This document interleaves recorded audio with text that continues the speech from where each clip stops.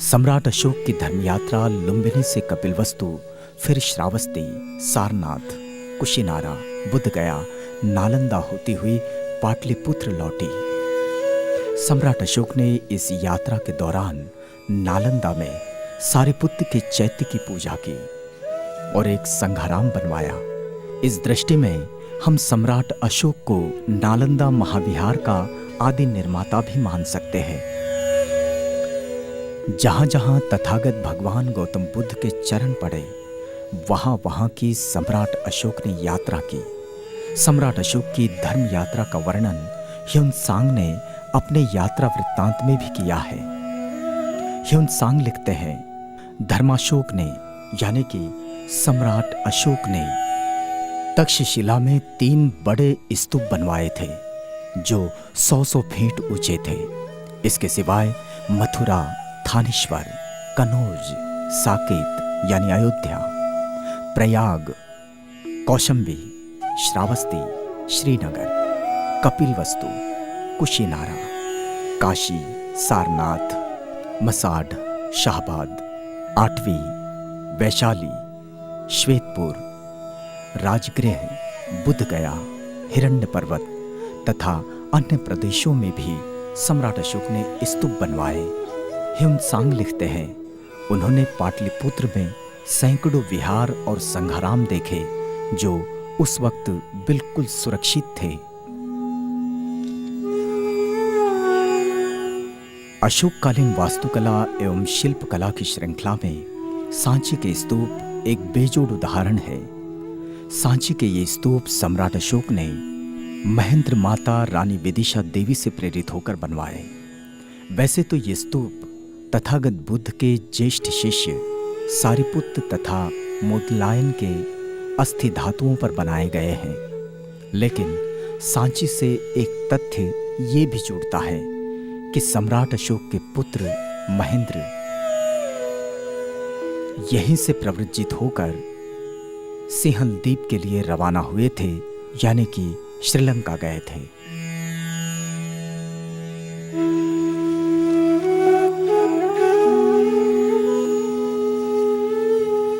हम मानवीय विकास की परंपरा और संसार के निर्माण की ओर बढ़ने का सिलसिला देखें तो अशोक युग से पहले भारत में भवन, इमारतें लकड़ी की हुआ करती थी, वैसे ही जैसे आज बर्मा में होती है।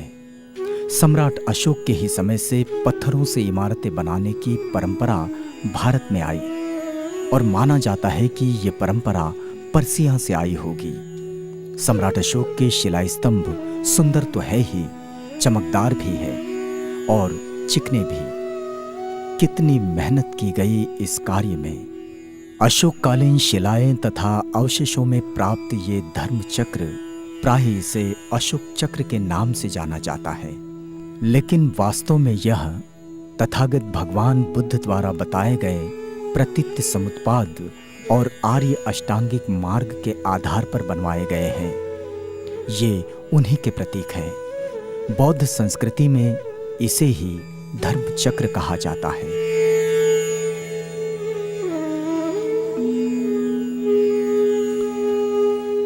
सारनाथ में शिलास्तंभ के ऊपर बने 4 सिंह बुद्ध द्वारा चारों दिशाओं में किए गए सिंहनाद के द्योतक है और ये अश्व, वृषभ, गज, हंस ये सिद्धार्थ कुमार और भगवान बुद्ध के प्रतीक माने जाते हैं।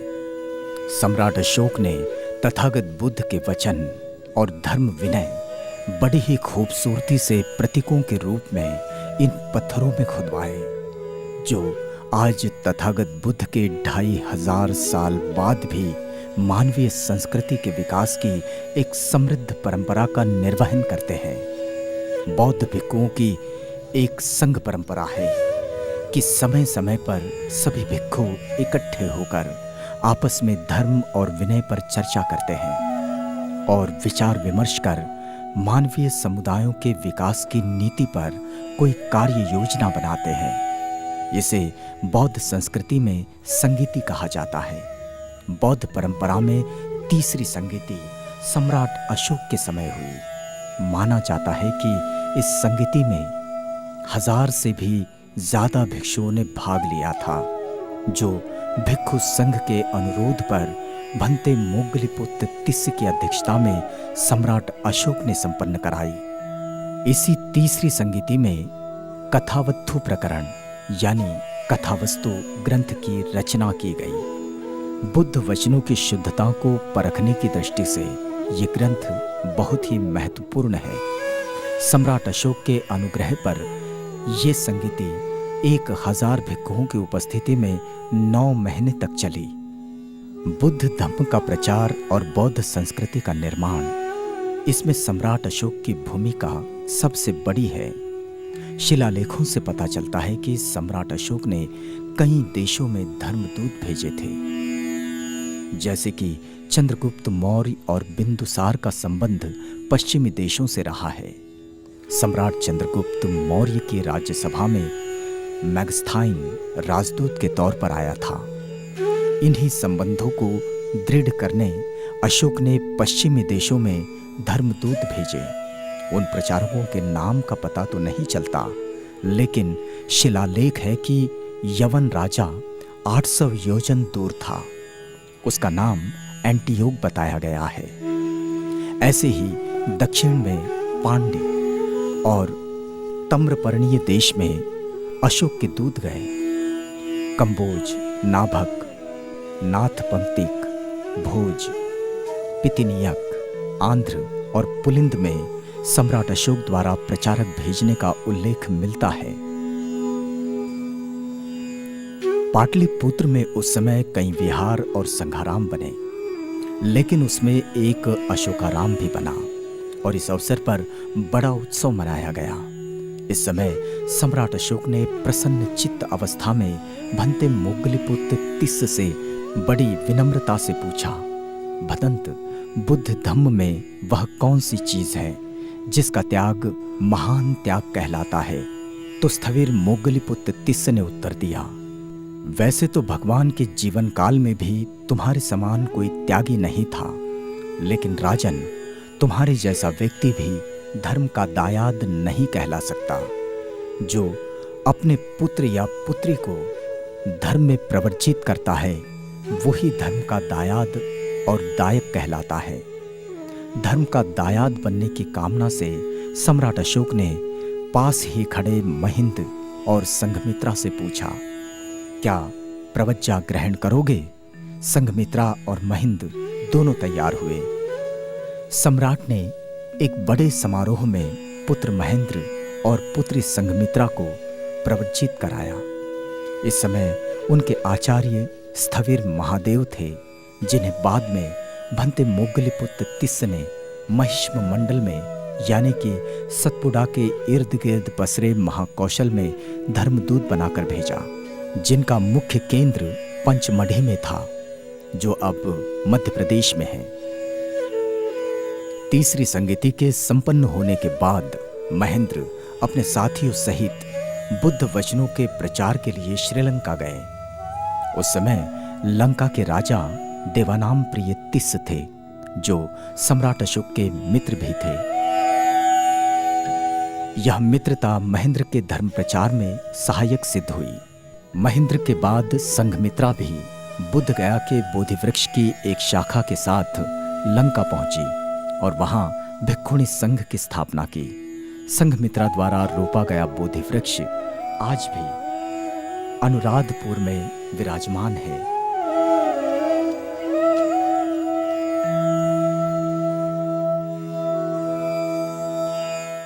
धर्म के प्रचार में अपनी महती भूमिका निभाने वाले सम्राट अशोक का भौगोलिक साम्राज्य भी कोई कम नहीं था।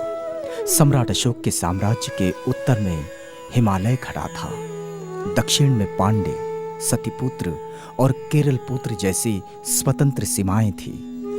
कलिंग विजय के बाद पूरब में बंगाल की खाड़ी तक उनके राज्य का विस्तार था और पश्चिम में अरब सागर तक सम्राट अशोक का आधिपत्य था। उत्तर पश्चिम में एंटियोक, 4 ग्रीक क्षत्रप, अफगानिस्तान और बलूचिस्तान तक सम्राट अशोक का प्रभाव देखा जाता है। सम्राट अशोक की धर्म विजय ही वास्तव में उनके महान साम्राज्य की आधारशिला रही और भारत जम्बूद्वीप बना।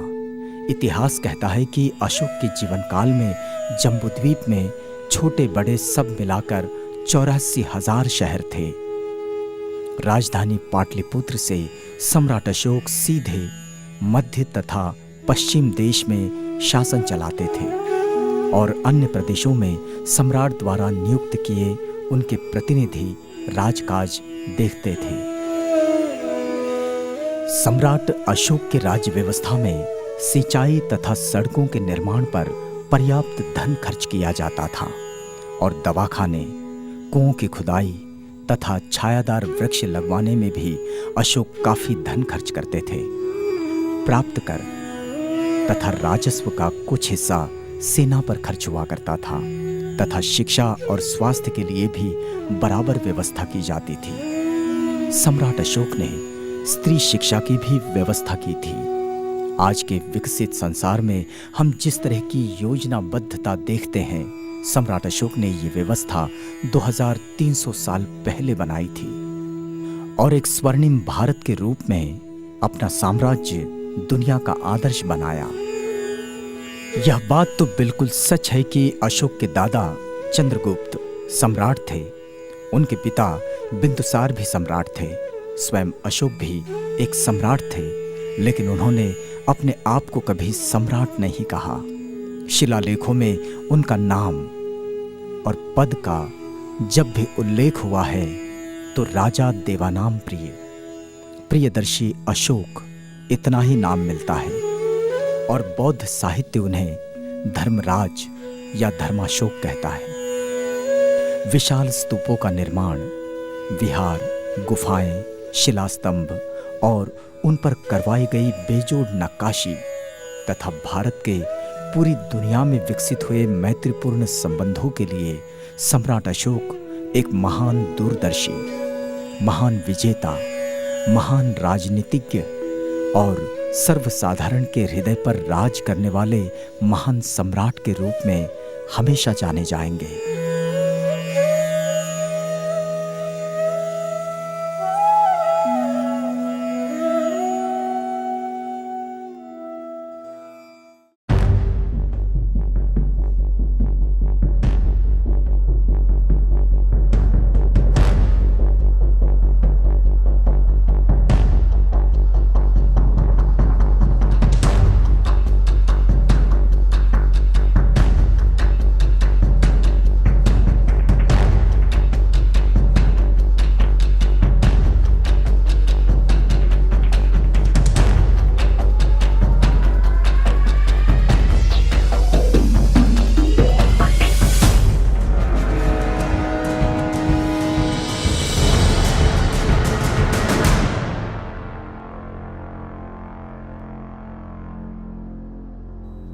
प्रियदर्शी देवानाम प्रिय सम्राट अशोक विश्व के महानतम शासकों में से एक, जिनका राज्य चेन्नई से लेकर अफगानिस्तान तक फैला हुआ था, जिसे एक दृष्टिक्षेप में उत्तर की गंगा से लेकर दक्षिण की गोदावरी और उसके किनारे बसे मैसूर, कर्नाटक तथा पूर्व के बंगाल से लेकर अफगानिस्तान तक देखा जा सकता है। विश्व के महानतम सैनिक सम्राटों में सम्राट अशोक ही एकमात्र ऐसे सम्राट हैं जिन्होंने युद्ध में विजय प्राप्त करने के बाद युद्ध करना छोड़ दिया और घोषणा की कि अब वे युद्ध से नहीं बल्कि धर्म से संसार को जीतेंगे। वैसे तो संसार में महान राजाओं की श्रेणी में विक्रमादित्य का भी नाम लिया जाता है, जिनका कार्यकाल 400 ईस्वी में रहा, और बादशाह अकबर का नाम भी इसी श्रेणी में लिखा जाता है, जिनका कार्यकाल 1600 ईस्वी में रहा। लेकिन सम्राट अशोक का नाम महान अशोक के रूप में परिचित हुआ, वह इसलिए नहीं कि सम्राट अशोक ने अपने राज्य की सीमाओं को विस्तारित किया, बल्कि इसलिए वे महान है कि मनुष्य मात्र की स्वतंत्रता, सर्वव्यापी तेजस्विता, स्वदेश की विकास नीति, उससे भी महत्वपूर्ण विदेश नीति और सत्य के प्रति प्रेम तथा सत्य का प्रचार, यही कारण है कि साइबेरिया से श्रीलंका तक वे हित चिंतक माने गए और नेपाल की लुम्बिनी से लेकर श्रीलंका, अफगानिस्तान, पश्चिम एशिया, मिस्र और यूनान तक उकेरी गई नक्काशी, बौद्ध शिल्प और शिलालेखों में सम्राट अशोक दिखाई पड़ते हैं। यह बात बिल्कुल सच है। भारत के किसी अन्य सम्राट का यश न तो इस प्रकार फैला और ना ही दूसरे किसी राजा का ऐसा प्रभाव इतिहास पर पड़ा जैसा सम्राट अशोक का।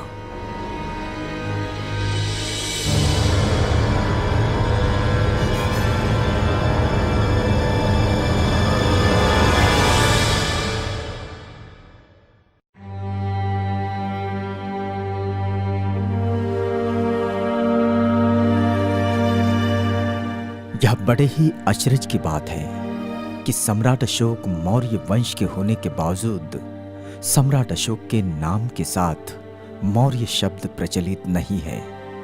जैसे कि सम्राट अशोक के दादा चंद्रगुप्त मौर्य कहलाते हैं, लेकिन उत्खननों से प्राप्त शिलालेखों पर उनके नाम के साथ देवानाम प्रिय, प्रियदर्शी अशोक या फिर धर्माशोक ये विशेषण जरूर मिलते हैं। दिघनिकाय का कहना है कि पिप्पली वन के लोग क्षत्रिय कुल के थे और मौर्य नाम से जाने जाते थे। बौद्ध परंपरा के अनुसार मौर्य या फिर मौर्य, इसका संबंध मोर से है, जहां लोग अपने घरों की छतें मोर के पंख से बनवाते थे और इस कारण मौर्य कहलाते थे। नंदगढ़ में अशोक द्वारा बनवाया गया स्तंभ और सांची के स्तूप पर बनवाया गया मोर दिघनिकाय के इस मत का सम्मान भी करते हैं और इसे उजागर भी करते हैं।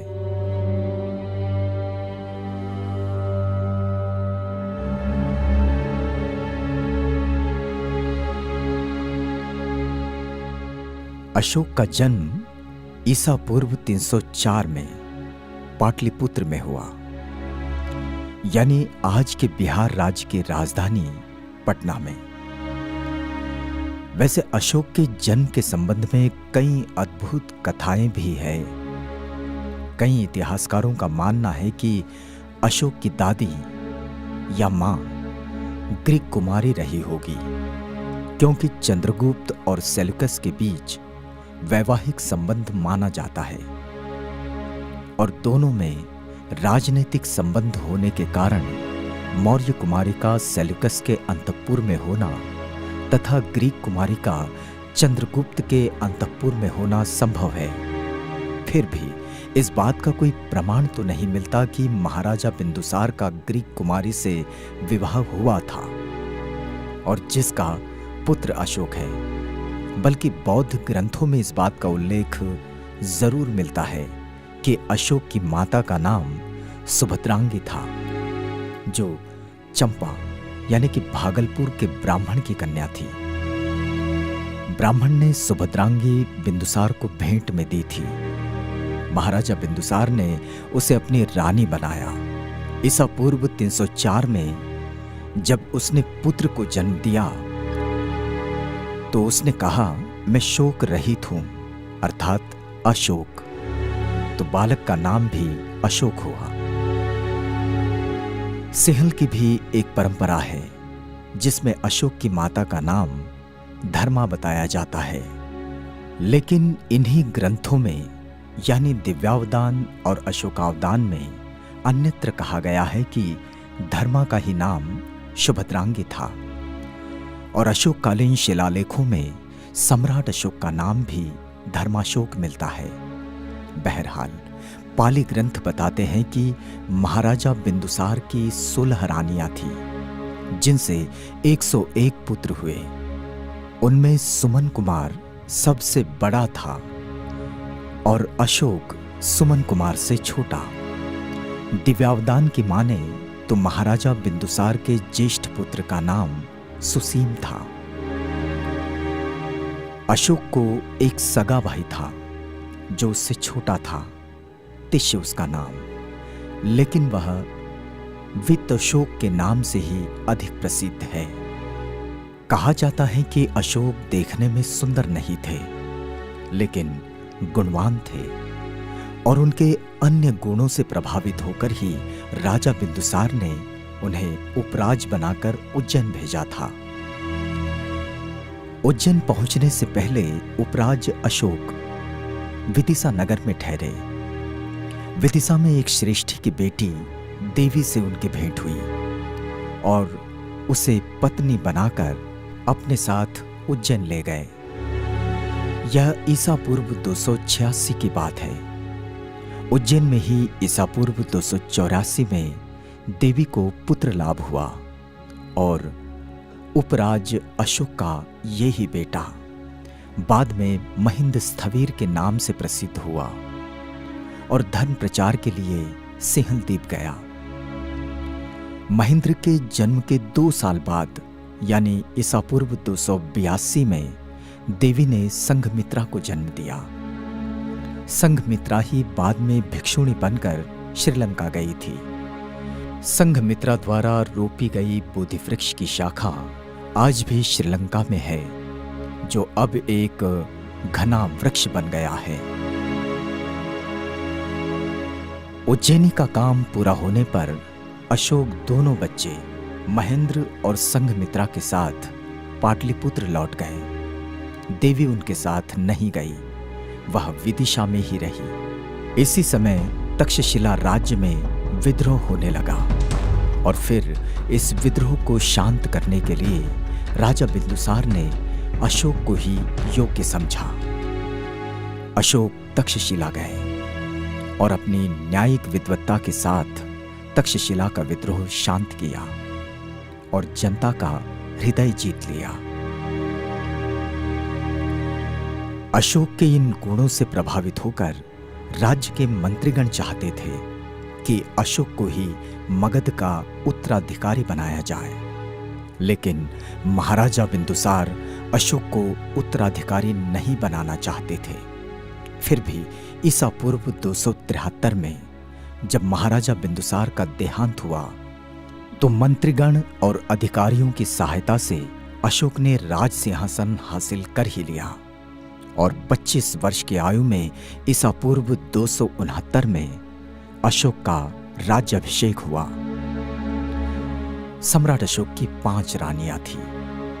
उपराज होकर उज्जैन जाते समय ही उन्होंने देवी से विवाह कर लिया था। उनकी दूसरी रानियां थी असंधिमित्रा, कालुवाकी, पद्मावती और तिष्यरक्षिता। इसका उल्लेख रानी के शिलालेख में मिलता है। सम्राट अशोक के बच्चों में कुणाल को सम्राट का सबसे प्रिय पुत्र बताया गया है, जिसे सम्राट अशोक ने तक्षशिला का उपराज नियुक्त किया था। लेकिन इतिहास में इसका भी उल्लेख मिलता है कि सम्राट अशोक की पटरानी तिष्यरक्षिता ने क्रोध में आकर कुणाल की आंखें निकलवाई थी। बाद में जिस स्थान पर कुणाल ने अपनी आंखें निकाली थी, उसी जगह पर सम्राट अशोक ने 100 फीट का ऊंचा स्तूप बनवाया। यह स्तूप दक्षिण पर्वत के उत्तरीय भाग में तथा तक्षशिला के दक्षिण पूर्व में था। दिव्यावदान के अनुसार कुणाल रानी पद्मावती का पुत्र था, जो धर्मवर्धन या धर्म विवर्धन के नाम से प्रसिद्ध था। कहा जाता है कि ठीक कुणाल के जन्म के पूर्व सम्राट अशोक ने 84,000 धर्मराजिक विहार बनवाकर पूर्ण कर लिए थे।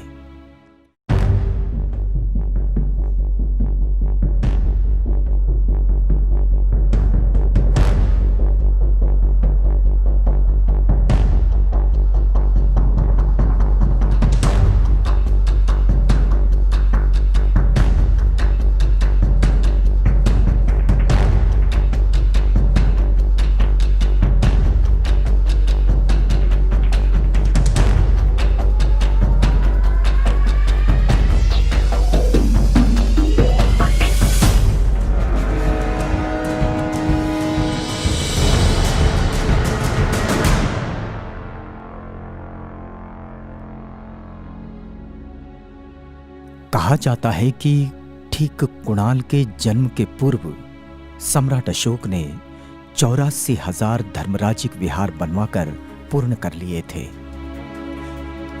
सम्राट अशोक के जीवन में कलिंग का युद्ध अंतिम युद्ध रहा और बहुत ही भयानक, जिसमें हजारों सैनिक मारे गए। वैसे कलिंग के विषय में कहें तो कलिंग धन धान्य से भरा पूरा एक बड़ा ही समृद्ध राज्य था। बर्मा और दक्षिण पूर्व एशिया के साथ भी कलिंग के व्यापारिक संबंध थे। हाथी दांत के सामान के लिए भी वह बड़ा प्रसिद्ध था।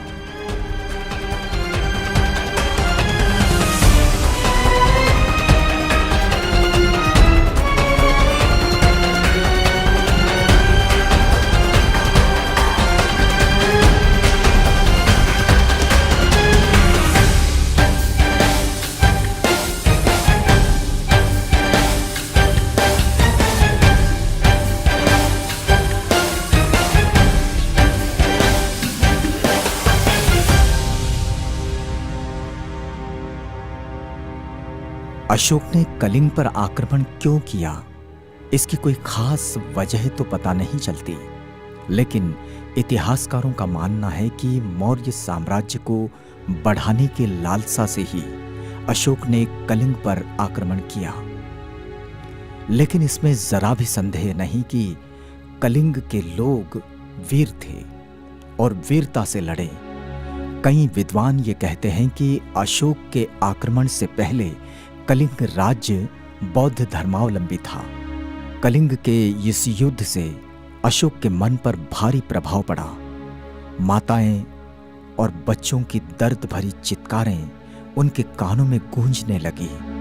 भारी पश्चाताप हुआ और ऐसी अवस्था में अशोक ने न्योग्रोध श्रामणेर को शांत भाव से गुजरते देखा। अशोक के मन में आस्था जगी। श्रामणेर को पास बुलवाया। श्रामणेर ने धम्मपद से अपमाद वग्ग का उपदेश दिया। उपदेश सुनकर सम्राट अशोक प्रभावित हुए और धर्म विनय के प्रति आस्था बढ़ी और 8 भिक्षुओं के भोजनदान से शुरू हुआ सिलसिला 60,000 भिक्षुओं तक जा पहुंचा। ऐसे में सम्राट अशोक ने पूछा, बुद्ध द्वारा दिए गए उपदेश कितने हैं? भंते मोगलीपुत्र तिस ने कहा, धर्म के 84,000 स्कंद है। सम्राट अशोक ने कहा, मैं प्रत्येक के लिए एक एक विहार बनवाकर सबकी पूजा करूंगा। और सम्राट अशोक ने बौद्ध धर्म में दीक्षा ग्रहण कर निर्माणात्मक कार्य शुरू कर दिया। अशोक एक विशाल राष्ट्र के सम्राट रहे हैं और एक बड़ा विशाल भूभाग आधिपत्य में होने के कारण उन्होंने अबौद्धों का भी उतना ही ख्याल रखा जितना बौद्धों का। एक राजा के धार्मिक होने का प्रमाण सम्राट अशोक के शिलालेखों में मिलता है। लिखा गया है कि सम्राट का आदेश है, प्रजा के साथ पुत्रवत व्यवहार हो, जनता को प्यार किया जाए, अकारण लोगों को कारावास का दंड तथा यातना ना दी जाए, जनता के साथ न्याय किया जाना चाहिए। सीमांत जातियों को आश्वासन दिया गया कि उन्हें सम्राट से कोई भय नहीं करना चाहिए, उन्हें राजा के साथ व्यवहार करने से सुख ही मिलेगा, कष्ट नहीं। राजा यथाशक्ति उन्हें क्षमा करेगा।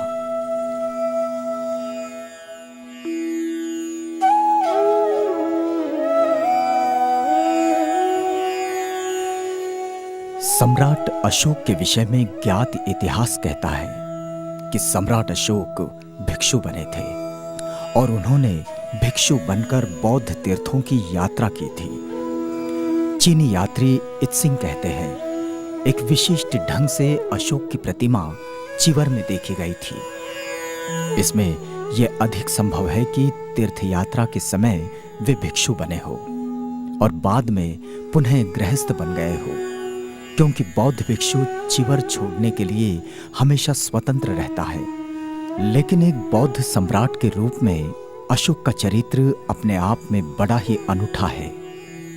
जिसका दर्शन हमें स्वयं सम्राट अशोक के शिलालेखों से होता है। सम्राट अशोक के व्यक्तित्व से इन शिलालेखों के द्वारा ही हम परिचित होते हैं, जो एक राजा के धर्मी होने पर राज्य कितना खुशहाल होता है इसका योग्य उदाहरण है।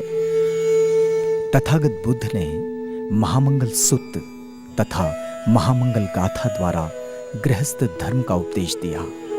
सम्राट अशोक ने इसे क्रमबद्ध तरीके से शिलालेखों में सजाया।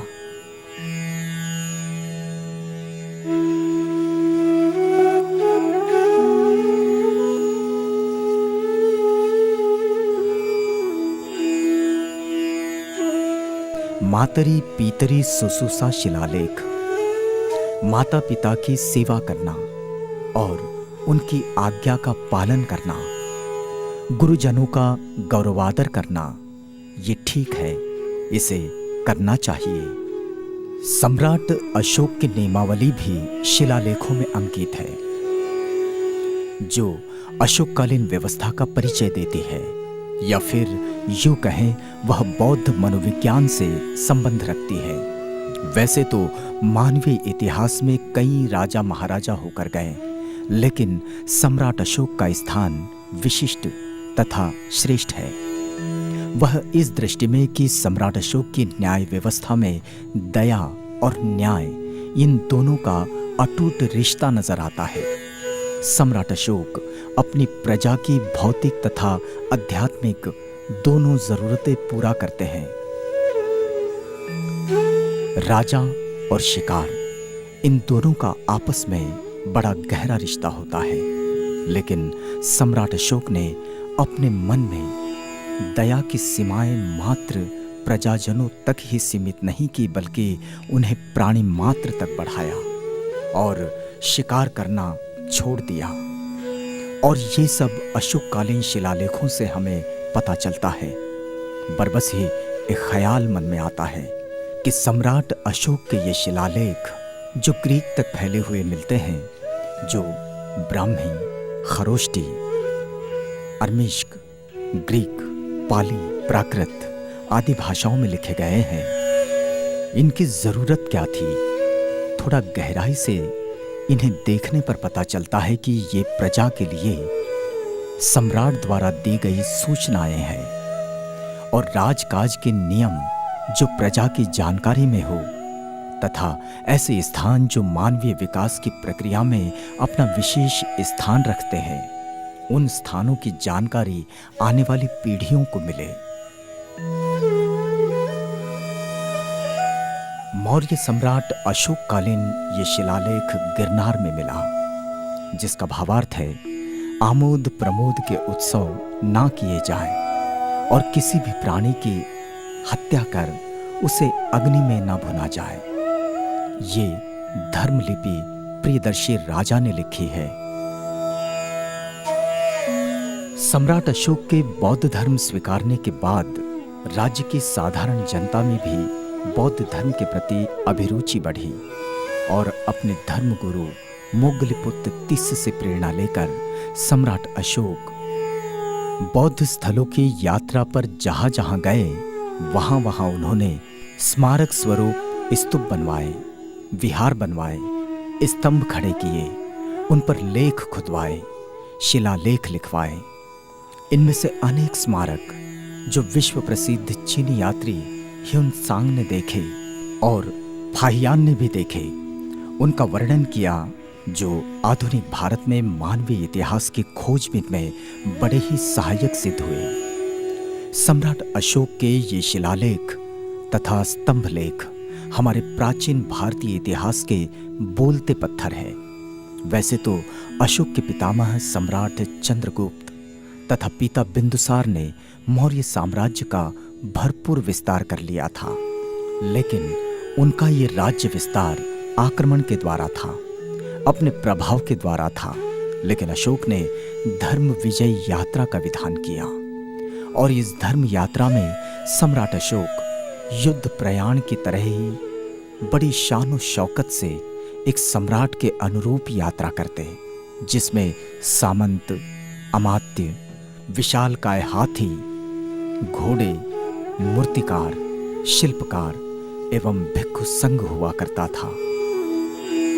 सम्राट अशोक की ये धर्म यात्राएं ईसा पूर्व 249 में आरंभ हुई, यानी कि उनके राज्याभिषेक के 20वें वर्ष में। गुरु मोग्गलीपुत्र तिस्स के मार्गदर्शन में सम्राट अशोक सर्वप्रथम भगवान बुद्ध की जन्मस्थली लुम्बिनी गए। इस यात्रा में उनके साथ उनके दूसरे धर्मगुरु उपगुप्त स्थविर भी थे।